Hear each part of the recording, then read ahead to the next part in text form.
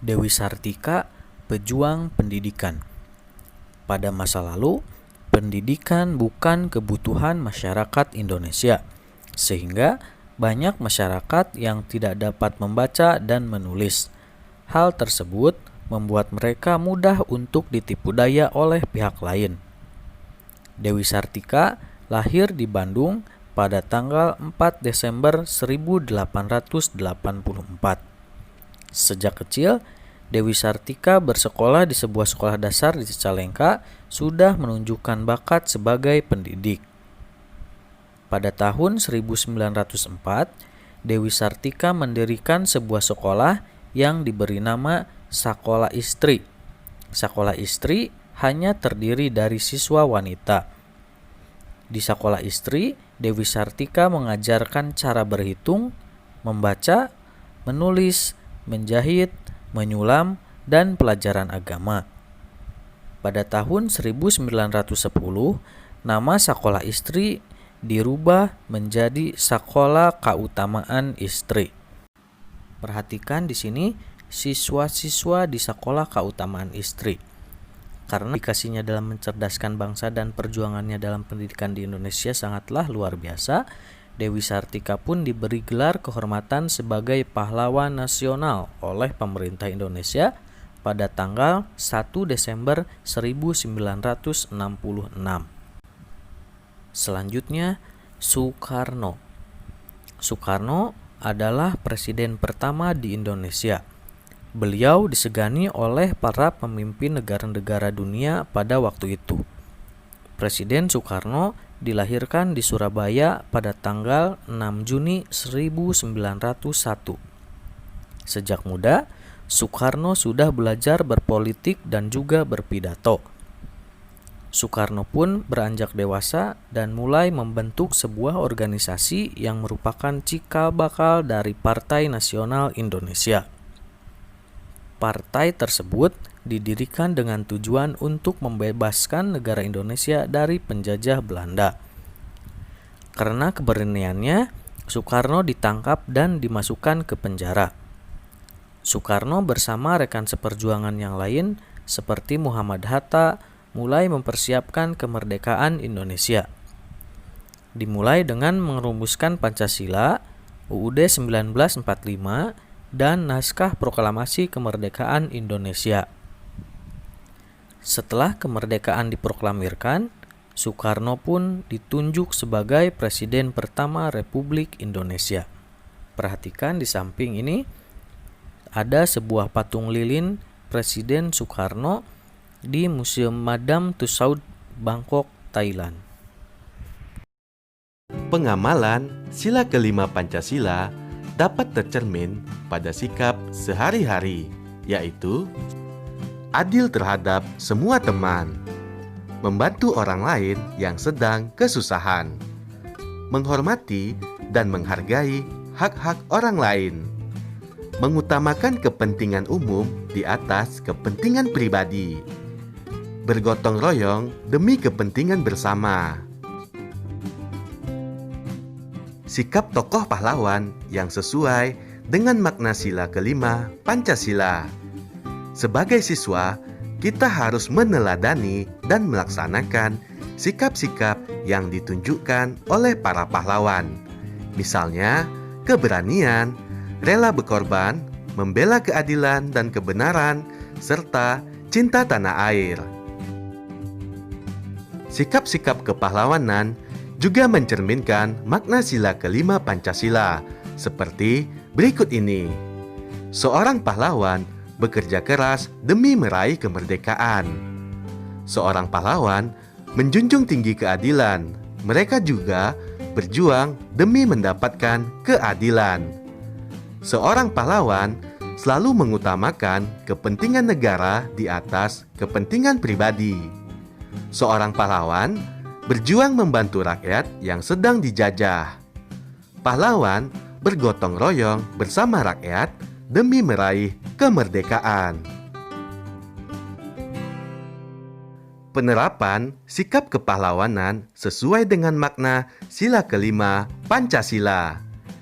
Contoh penerapan sila kelima Pancasila yaitu membantu sesama yang sedang kesulitan, mengajari teman yang belum memahami pelajaran, tekun belajar demi memajukan Indonesia, menghargai hasil karya orang lain yang bermanfaat bagi kemajuan bangsa. Ayo perhatikan gambar ini. Sikap dalam gambar ini merupakan salah satu perilaku yang sesuai dengan sila kelima Pancasila. Membagi tugas kelompok dengan adil.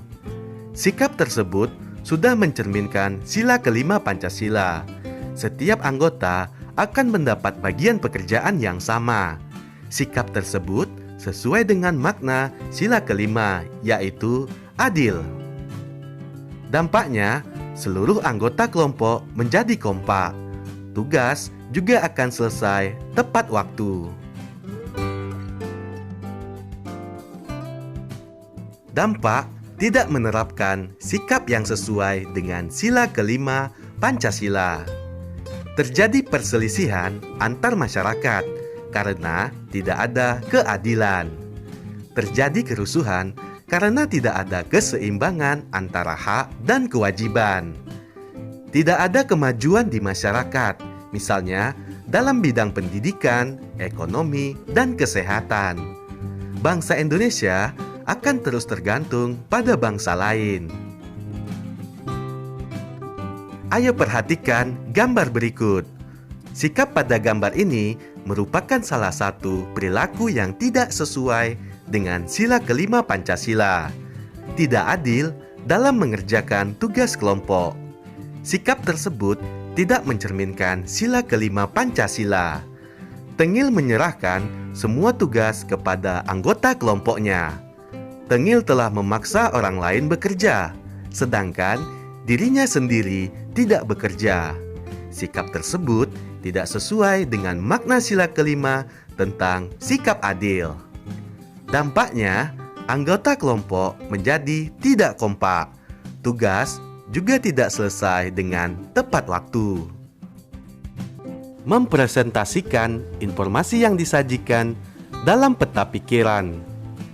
Hal yang perlu diperhatikan dalam mempresentasikan informasi pada peta pikiran yaitu: pertama, bacalah informasi yang penting. Kedua, presentasikan secara urut. Ketiga, ucapkan setiap kata dengan suara keras dan jelas. Keempat, pandangan mata tertuju pada orang yang diajak bicara. Selanjutnya, gunakan bahasa Indonesia yang baik dan benar. Selain disajikan dalam bentuk peta pikiran, informasi juga dapat disajikan dalam bentuk buklet. Apa yang dimaksud dengan buklet? Buklet adalah buku kecil yang berfungsi sebagai selembaran. Terlihat seperti buku, tetapi berukuran lebih kecil. Kita patut bersyukur karena kita kini hidup sebagai bangsa yang merdeka. Kita tidak harus berperang melawan penjajah. Rasa syukur akan kemerdekaan dituangkan oleh Hak Mutahar dalam lagu yang berjudul Syukur. Dengarkan lagu Syukur ciptaan Hak Mutahar berikut ini.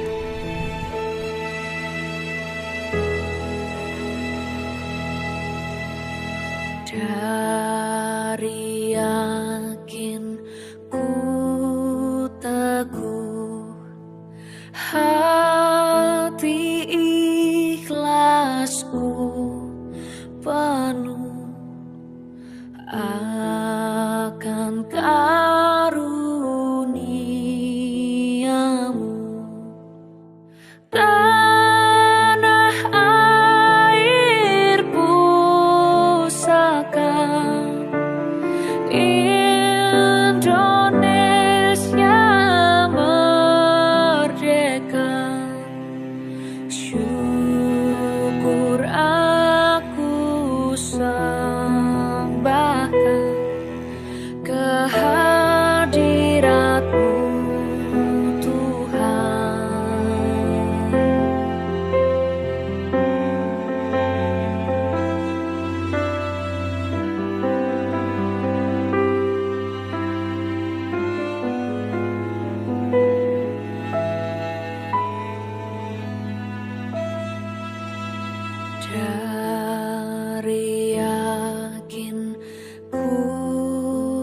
teguh, cinta ikhlasku